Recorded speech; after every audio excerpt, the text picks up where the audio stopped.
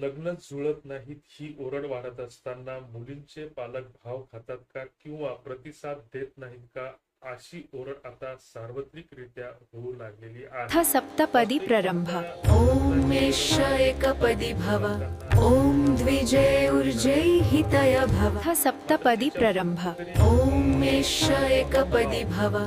किंवा ॐ प्रतिसाद द्विजे ऊर्जे याच्यामध्ये पुन्हा हितय निर्माण होत भव। असल्याने लग्न जुळण्यामध्ये आग्वाक्ता पुण्य विवाह विधी सुमङ्गलं भवतु।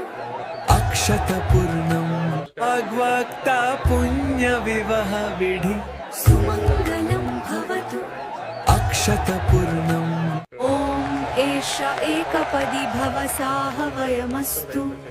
ॐ ऊर्जा द्विपदी एष एकपदी भव साहवयमस्तु।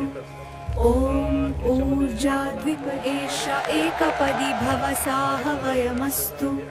ॐ ऊर्जा द्विपदी भव। याच्यामध्ये मुलांची किंवा मुलींचे लग्न हे जर जिथे कुठे जुळते मिळते प्रोफाईल असतील किंवा सारखे प्रोफेशन असतील तर अशा ठिकाणी त्याची विचारपूस चौकशी झाली पाहिजे. मात्र याच्यामध्ये अनेक गोष्टी अशा घडलेल्या आहेत की अनेक विवाह संस्थांकडून किंवा फसव्या दलालांकडून मुलींच्या पालकांची दिशाभूल झालेली आहे. अनेक नवऱ्या मुलांची आर्थिकदृष्ट्या पैशानं फसवणूक झालेली आहे आणि यामुळे लोकांचा कुठेतरी चांगल्या लोकांवरचाही विश्वास उडत चाललेला आहे.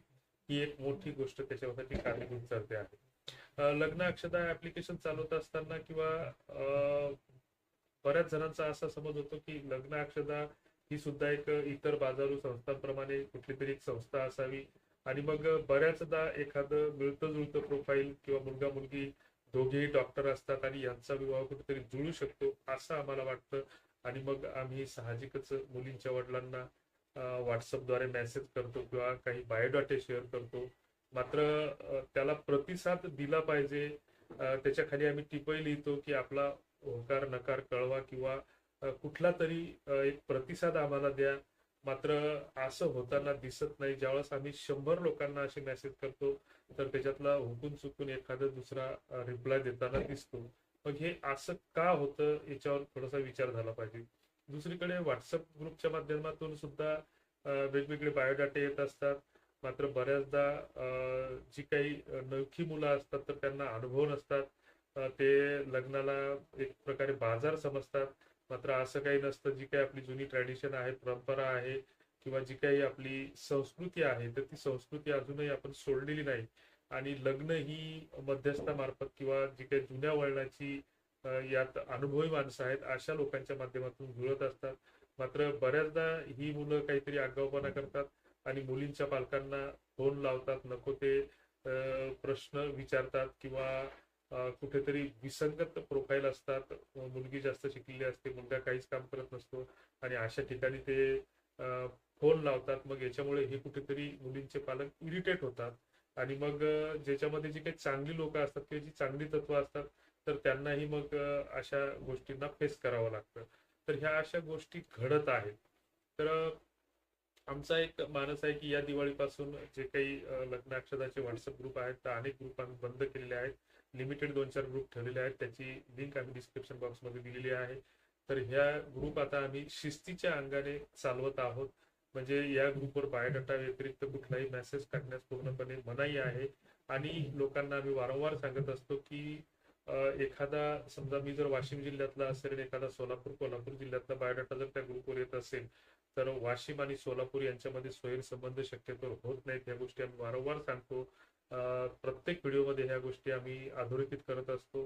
लग्न हे ओळखीत जुळत असतात आणि संपर्क करत असताना आपल्या कुटुंबातील नातेवाईकातील कोणीतरी ज्येष्ठ व्यक्ती असेल तर अशा व्यक्ती मार्फतच आपण फोन केला पाहिजे किंवा व्हॉट्सअपला मेसेज केला पाहिजे. आणि एखादं स्थळ आपल्याला आवडतही नसेल किंवा आपल्याला पसंतही नसेल किंवा आपल्या ते बरोबरीचंही नसेल तर अशांना नको म्हणून क्षमस्व म्हणून आपण एक रिप्लाय व्हॉट्सअपवर मुलींच्या पालकांनी दिला पाहिजे. हे या माध्यमातून आम्ही आवाहन करत आहोत.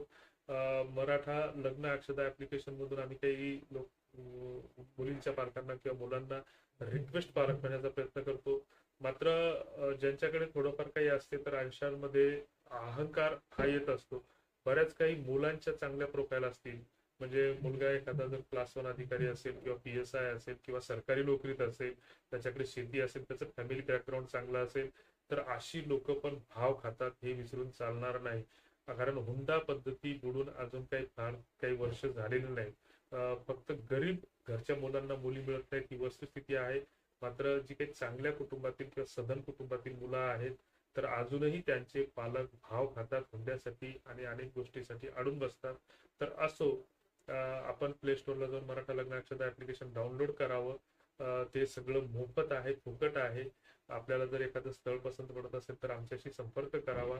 मदतीसाठी त्याच्यामध्ये ऑप्शन आहे. आमचे व्हॉट्सअप फेसबुक ग्रुप जर जॉईन केले नसतील तर खाली लिंक डिस्क्रिप्शन बॉक्समध्ये त्याच्या लिंक दिलेल्या आहेत, त्या आपण जॉईन कराव्यात.